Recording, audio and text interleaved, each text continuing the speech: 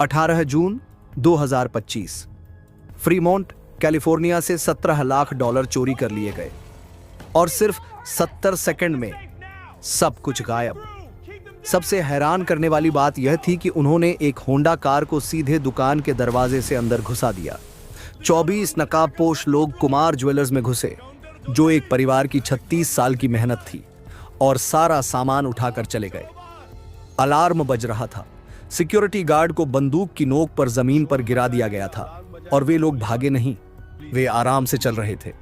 लेकिन यह सिर्फ एक रॉबरी की कहानी नहीं है, यह उस मास्टरमाइंड की कहानी है जिसने रॉबरी होने से पहले ही सोना बेच दिया था।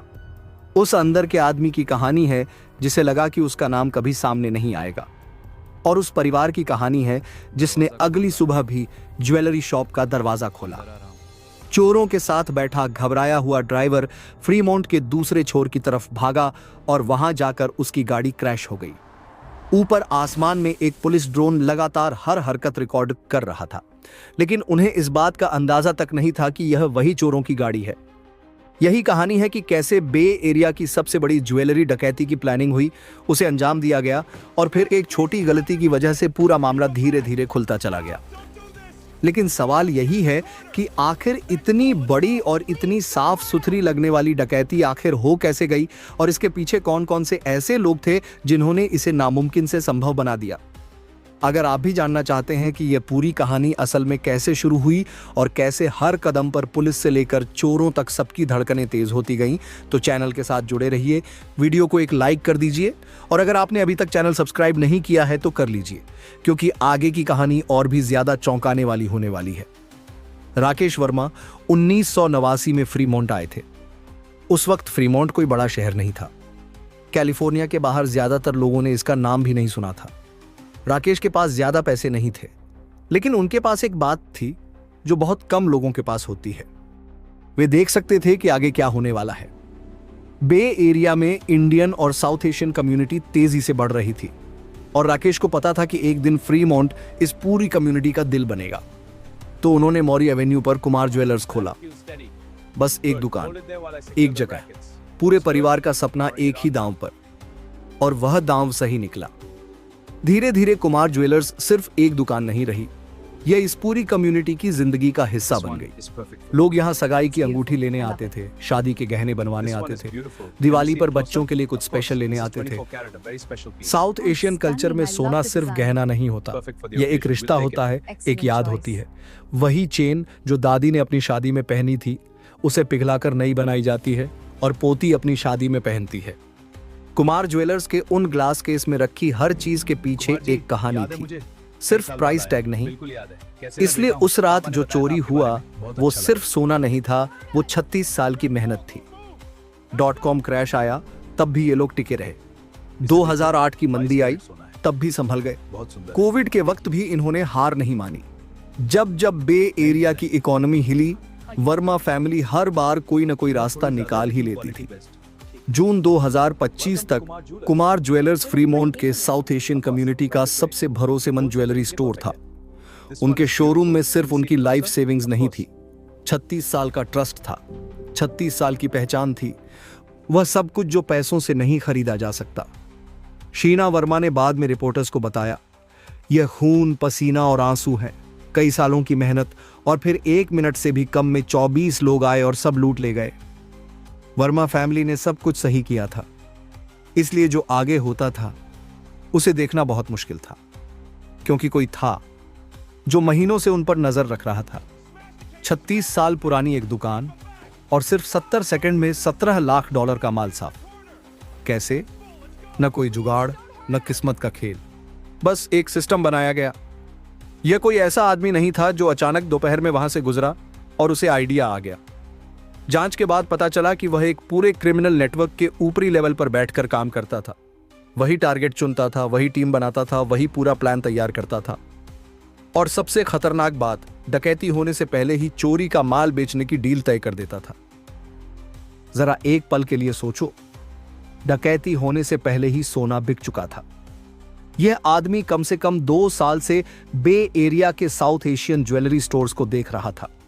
उसे पता था कि इन दुकानों में सोने का क्या मतलब होता है। किस दुकान में कितना और कैसा सोना रहता है, त्योहारों के समय स्टॉक कैसे बदलता है, कौन से गहने सबसे ज्यादा बिकते हैं और कौन से गहने चोरी के बाद सबसे जल्दी बिक सकते हैं। लेकिन इससे भी बड़ी बात यह थी, उसे पहले से पता था कि चोरी का सोना जाएगा कहां। कैलिफोर्निया में ऐसा एक पूरा नेटवर्क था जो चोरी का सोना तुरंत खरीद लेता था। अलग अलग राज्यों में इसके खरीदार फैले हुए थे और कुछ कनेक्शन तो विदेश तक जुड़े हुए थे। इसलिए जैसे ही चोरी होती, सोना बहुत जल्दी आगे बेच दिया जाता था। यानी असली डकैती सिर्फ शुरुआत होती थी, असली खेल उसके बाद शुरू होता था। उसने अपनी टीम भी बड़े अलग तरीके से बनाई थी। हर आदमी को सिर्फ अपना काम पता था। हथौड़े चलाने वालों को नहीं पता था कि प्लान किसने बनाया। गाड़ी भगाने वालों को नहीं पता था कि सोना कौन खरीदेगा। जो लोग अंदर घुसे, उन्हें बाहर की खबर नहीं थी। जो बाहर थे, उन्हें ऊपर बैठे आदमी का पता नहीं था। सबको बस अपना हिस्सा पता था। यह चालाकी नहीं थी, यह एक पूरा सिस्टम था। और ऐसा सिस्टम एक दिन में नहीं बनता, इसके पीछे अनुभव होता है। यानी यह उसका पहला काम नहीं था। अब सवाल आता है, उसने कुमार ज्वेलर्स को ही क्यों चुना? दुकान में महंगा और ज्यादा स्टॉक था, ऐसा सोना जो आसानी से बेचा जा सके। ये वाला दिखाइए। आसपास कई हाईवे थे, मतलब भागना आसान। और एक अहम बात यह भी थी कि उस इलाके में काफी इंडियन फैमिली रहती थी। यहाँ ज्वेलरी की डिमांड हमेशा बनी रहती है, खासकर त्योहारों और शादियों के समय। इसलिए दुकानों में अच्छा खासा सोना मौजूद रहता है। ऐसी दुकान को समझना आसान होता है और मास्टरमाइंड ने उसे अच्छी तरह समझ लिया था।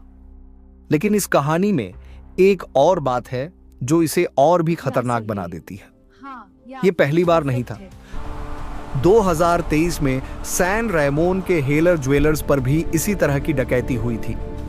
5 लोग शामिल थे। बाद में सभी पकड़े गए और उन्हें सजा भी मिली। उस केस में एक रोलेक्स घड़ी के अंदर छिपे ट्रैकिंग डिवाइस से पुलिस को बड़ा सुराग मिला था। फिर भी कोई नहीं रुका। क्यों?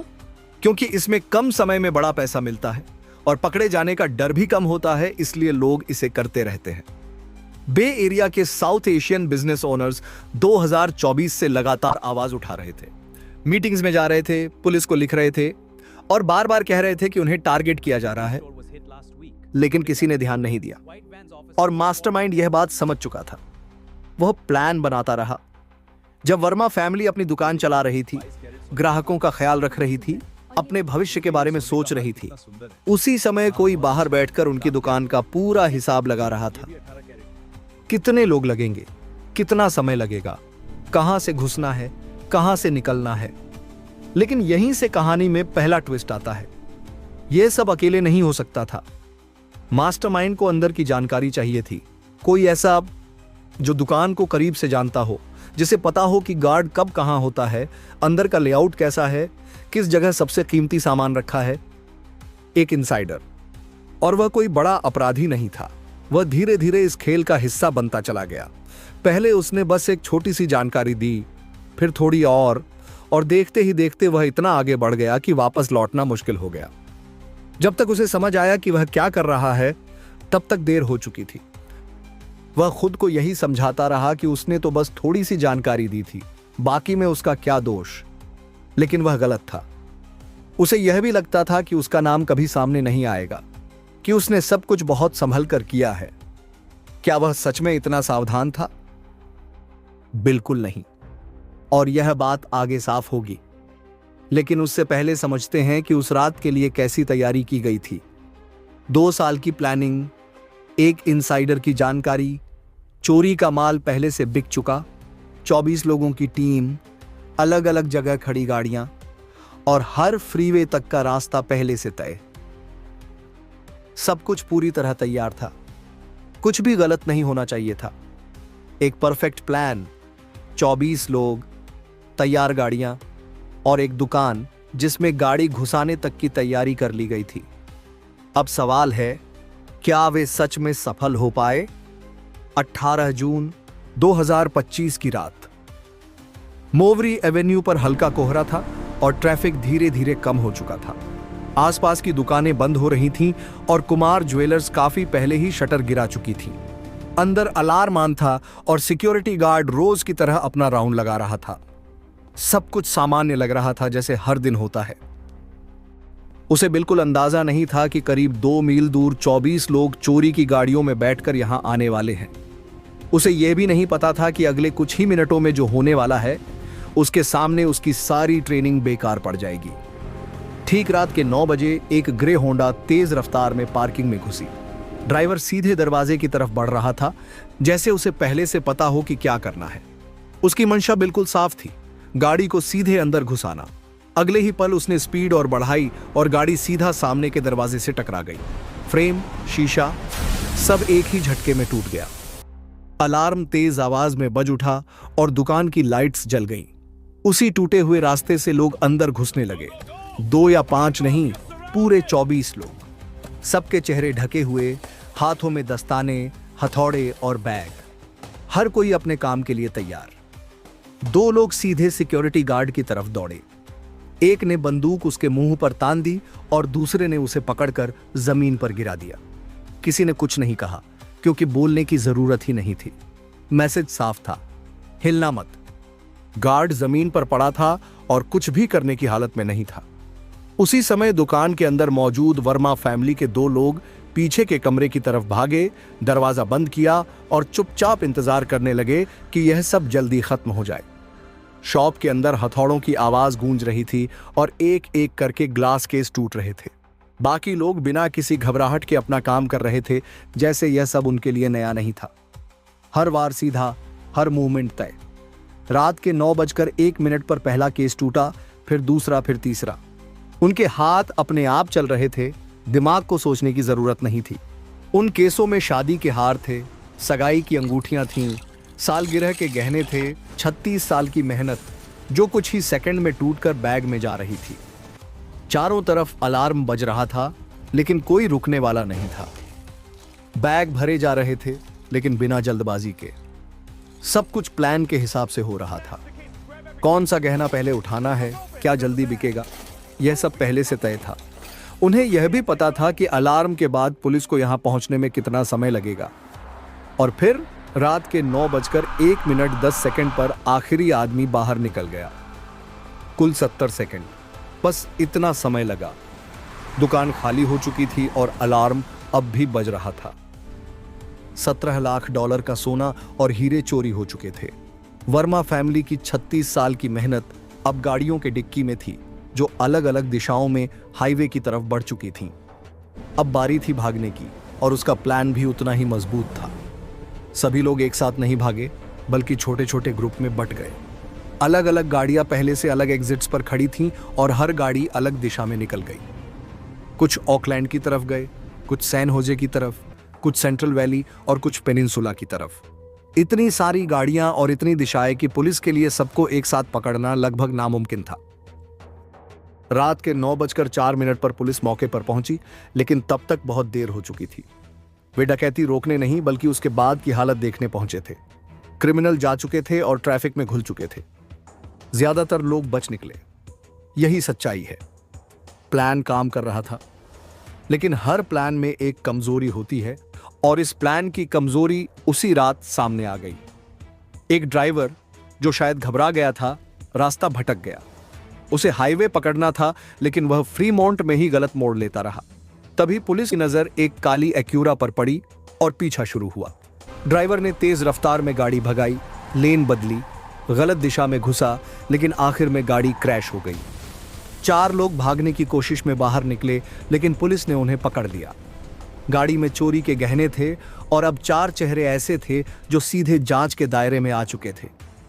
यही वह पल था जब इस पूरे परफेक्ट प्लान में पहली दरार पड़ी। 4 लोग पकड़े गए, बाकी 20 नहीं। और जो 4 पकड़े गए, उनके नाम दिसंबर 2025 में फेडरल कोर्ट में सामने आए। अफातू पेटाइकी फासिसिला, उम्र 20 साल, सैन ब्रूनो, जोसे हेर्रादा आरागोन, उम्र 20 साल, कॉनकॉर्ड, आंद्रेस पलेस्तिनो, उम्र 19 साल, कॉनकॉर्ड, और टॉम पार्कर डोनेगन, उम्र 19 साल, फेयरफील्ड।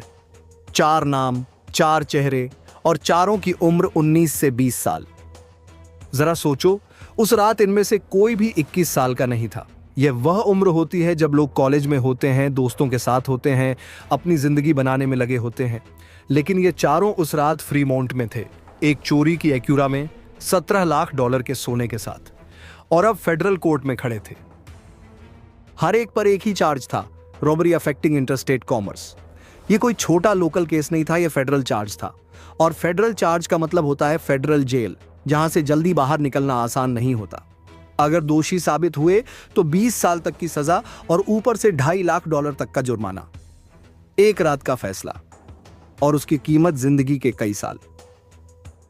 लेकिन एक बात सोचने पर मजबूर करती है, 24 में से सिर्फ 4 पर ही चार्ज लगा। बाकी 20 लोग कहां हैं? वे इसी वक्त बे एरिया में कहीं होंगे, अपनी सामान्य जिंदगी जी रहे होंगे, और हो सकता है कि उनमें से कुछ अगली चोरी की तैयारी भी कर रहे हों। और जिसने यह सब प्लान किया, उस मास्टरमाइंड पर अभी तक कोई चार्ज नहीं लगा था। लेकिन जांच यहीं खत्म नहीं हुई थी, असल में अब शुरू हुई थी। क्राइम सीन पर बहुत कम सबूत छोड़े गए थे। सबने मास्क पहने थे, दस्ताने थे, गाड़ियां चोरी की और साफ की हुई थीं। जो चीजें आंख से दिखती हैं और हाथ से छुई जाती हैं, उनसे ये लोग बच गए थे। लेकिन एक चीज है जो दिखती नहीं, छुई नहीं जाती, फिर भी हमेशा निशान छोड़ती है, डिजिटल फुटप्रिंट। 2025 में बे एरिया में अपराध करके पूरी तरह गायब रहना लगभग नामुमकिन है। हर चौराहे पर कैमरे, हर गाड़ी की नंबर प्लेट पढ़ने वाले सिस्टम, हर फोन को पकड़ने वाले सेल टावर, और यह सब देखा जा रहा था। उस रात मोरी एवेन्यू के आसपास कौन कौन से फोन मौजूद थे, यह निकाला गया। हर डिवाइस एक अकाउंट से जुड़ता है, हर अकाउंट किसी इंसान से, और हर इंसान अपनी एक डिजिटल दुनिया से जुड़ा होता है। कॉल, मैसेज, लोकेशन, पैसों का लेन देन। जब यह सब एक साथ देखा जाता है तो एक तस्वीर बनने लगती है। और फिर आया सोशल मीडिया। 19-20 साल के लड़कों की सबसे बड़ी कमजोरी, अपनी जिंदगी दिखाना। नए कपड़े, नई गाड़ियां, पैसों की नुमाइश, और ऐसे कैप्शन जो खुद ही बहुत कुछ बता देते हैं। 2025 में फेडरल क्राइम करके सोशल मीडिया पर एक्टिव रहना, यह खुद अपने खिलाफ गवाही देने जैसा है। लेकिन डिजिटल सुराग अक्सर नीचे के लोगों तक ही पहुंचाते हैं। असली सवाल अब भी वही था, ऊपर कौन है? और इस सवाल का जवाब एक अलग जगह से आया। वही इनसाइडर जिसे लगा था कि उसका नाम कभी सामने नहीं आएगा, जिसने खुद को समझा लिया था कि उसने तो बस थोड़ी सी जानकारी दी थी। डकैती के बाद के हफ्तों में जब जांच आगे बढ़ रही थी, एक छोटी सी बात सामने आई। इनसाइडर और उसके किसी करीबी के बीच हुई बातचीत। सीधे तौर पर डकैती की बात नहीं, लेकिन उससे जुड़ी बातें, किसी रात का जिक्र, किसी जगह का इशारा। वह तरह की बात जो तब निकलती है जब कोई अंदर से दबा हुआ हो, जब कोई बोझ अकेले नहीं संभल रहा हो और मन करे कि किसी को थोड़ा सा बता दिया जाए। अकेले में ये बातें शायद कुछ नहीं थीं, लेकिन जांच ऐसे नहीं होती। यहां पैटर्न देखे जाते हैं। महीनों की कॉल और मैसेज खंगाले गए और धीरे धीरे एक पैटर्न सामने आने लगा। यह पैटर्न नीचे की तरफ नहीं, ऊपर की तरफ जा रहा था। उस स्तर की तरफ जहां मास्टरमाइंड बैठा होता है, उस इंसान की तरफ जिसे साउथ एशियन ज्वेलरी मार्केट की पूरी समझ हो। जांच अभी जारी थी, कोर्ट में कुछ साबित नहीं हुआ था, लेकिन एक लापरवाह बातचीत ने एक दरवाजा खोल दिया था। वह दरवाजा जिसे बहुत सावधानी से बंद किया गया था। इंसान की यही कमजोरी है, जब दिल में कोई बड़ा राज होता है तो वह बाहर आने का रास्ता ढूंढ ही लेता है। कभी किसी अपने के सामने, कभी इशारों में, कभी अधूरी बातों में, और वही छोटी सी बात कभी कभी सब कुछ बदल देती है। लेकिन जांच करने वालों को अभी एक और झटका लगना बाकी था, क्योंकि ठीक 3 महीने बाद यह सब फिर हुआ। 22 सितंबर 2025 सोमवार दोपहर के करीब 2 बजे सैन रेमोन का city centre bishop ranch mall अपनी रोज की रौनक में था। लोग खरीदारी कर रहे थे, लंच के बाद टहल रहे थे, वैलेट पार्किंग में गाड़ियां आ जा रही थीं। उसी मॉल में हेलर ज्वेलर्स थी, करीब 30 साल से चल रही एक जानी पहचानी दुकान जो उसी कम्युनिटी की जरूरतें पूरी करती आ रही थी। यह वही दुकान थी जो पहले भी लुट चुकी थी। मार्च 2023 सेंट पैट्रिक्स डे के दिन उस बार भी मास्क थे, हथौड़े थे, चोरी की गाड़ियां थीं, लेकिन लोग सिर्फ 5 थे। और उसी केस में एक रोलेक्स घड़ी के अंदर छिपे ट्रैकिंग डिवाइस ने पुलिस को सीधा सुराग दे दिया था। नतीजा, 5 पकड़े गए और सभी को फेडरल सजा हुई। दुकान को लगा था कि अब खतरा टल गया है, लेकिन ऐसा नहीं था। दोपहर 1:50 मॉल के वैलेट एरिया में 5 गाड़ियां लगभग एक साथ आकर रुकीं, दुकान के एंट्रेंस से कुछ ही दूरी पर। किसी ने खास ध्यान नहीं दिया क्योंकि मॉल में ऐसा होना आम बात है। लेकिन जो लोग गाड़ियों से उतरे उनके हाथों में शॉपिंग बैग नहीं थे। करीब 25 नकाबपोश लोग, मास्क, ग्लव्स, क्रोबार, पिकैक्स और कम से कम 3 बंदूकें। दिन के उजाले में भरे हुए मॉल के बीच वे सीधे दुकान के अंदर घुस गए और केस तोड़ना शुरू कर दिया। सोना, हीरे, घड़ियां जो मिला उठाते गए। लेकिन तभी कुछ ऐसा हुआ जिसकी उन्हें शायद उम्मीद नहीं थी। दुकान के ऑटोमेटिक दरवाजे लॉक हो गए। यह सिक्योरिटी फीचर था। अंदर गड़बड़ी होते ही दरवाजे खुद बंद हो जाते हैं। एक पल के लिए पूरी टीम अंदर फंस गई। हाथ में चोरी का सामान, बाहर पुलिस रास्ते में। किसी भी आम इंसान के लिए यही खेल खत्म हो जाता। लेकिन इस गैंग के पास इसका भी जवाब था। एक आदमी ने बंदूक उठाई और कांच के दरवाजे पर गोलियां चला दी। दरवाजा टूट गया और वे बाहर निकल गए। दोपहर के ठीक 2 बजे सैकड़ों लोगों के सामने गोलियां चलाकर 1 मिनट से भी कम समय में करीब $10 लाख का सामान गायब हो चुका था। 5 गाड़ियां तुरंत अलग अलग दिशाओं में निकल गईं। लेकिन इस बार एक चीज अलग थी।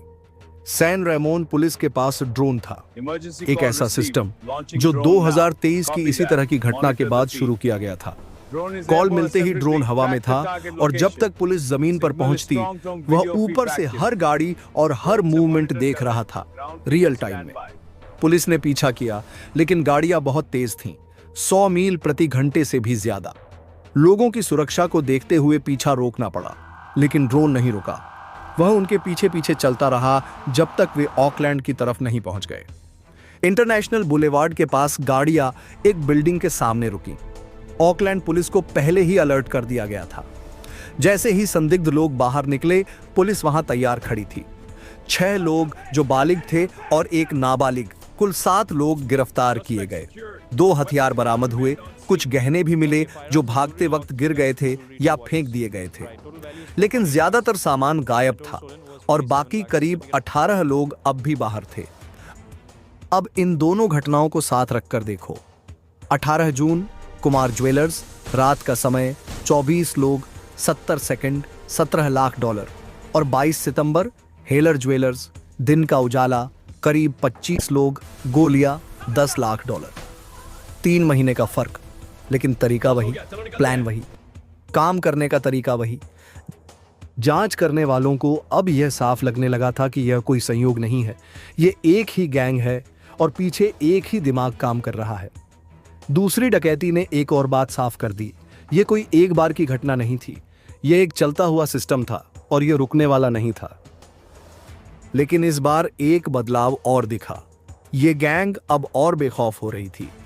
पहली बार रात चुनी गई थी, कम लोग, कम गवाह। दूसरी बार दोपहर, भरा हुआ मॉल, सैकड़ों लोग, और फिर भी गोलियां चलाई गईं। जब कोई गैंग इस तरह आगे बढ़ने लगे तो इसका मतलब साफ होता है, उन्हें लगने लगता है कि वे पकड़े नहीं जाएंगे, और यहीं से गलतियां शुरू होती हैं। जांच एजेंसियां काम कर रही थीं और ऐसे मामलों में एक छोटी सी गलती भी काफी होती है। लेकिन उससे पहले एक बड़ी तस्वीर समझना जरूरी है। यह सिर्फ 2 डकैती की कहानी नहीं थी। 2026 की शुरुआत में कैलिफोर्निया के organised retail crime task force ने आंकड़े जारी किए।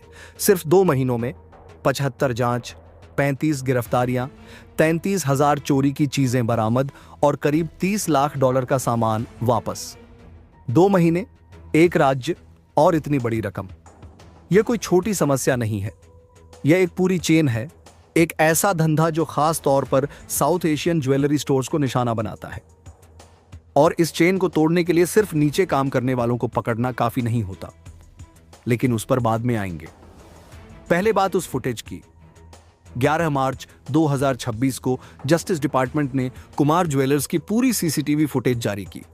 कुछ ही घंटों में वह हर जगह फैल गई और जिसने भी उसे देखा वह वहीं रुक गया, क्योंकि यह फुटेज वैसी नहीं थी जैसी लोग सोचते हैं। आमतौर पर ऐसी घटनाओं में भागदौड़ होती है, घबराहट होती है, जल्दी जल्दी काम होता है, लेकिन यहां कुछ भी वैसा नहीं था। यह डकैती कम, किसी ट्रेन की हुई टीम का काम ज्यादा लग रहा था। जो लोग पहली बार यह फुटेज देख रहे थे उन्हें डर इसलिए नहीं लगा कि वहां मारपीट हुई। कैमरे में 20 से ज्यादा लोग साफ दिख रहे थे, चेहरों पर मास्क थे लेकिन शरीर तो दिख रहा था। कद, बनावट, चलने का तरीका, हथौड़ा चलाने का ढंग, जो इन्हें जानते होंगे वे पहचान सकते थे। माँ अपने बेटे की चाल पहचान लेती है, दोस्त अपने यार की जैकेट पहचान लेता है, साथ रहने वाला इंसान उसकी बॉडी लैंग्वेज पहचान लेता है। यही इस फुटेज का असली मकसद था। FBI की टिप लाइन चालू थी, लोग कॉल कर रहे थे, कुछ जानकारी काम की थी, कुछ नहीं, लेकिन हर कॉल एक नई दिशा दे रही थी। अब यह मामला सिर्फ पुलिस का नहीं रहा था, पूरा बे एरिया इसमें शामिल हो गया था।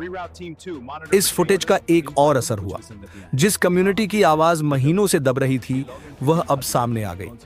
साउथ एशियन स्टोर ओनर्स जो 2024 से लगातार कह रहे थे कि उन्हें निशाना बनाया जा रहा है, अब उनकी बात सुनी जाने लगी।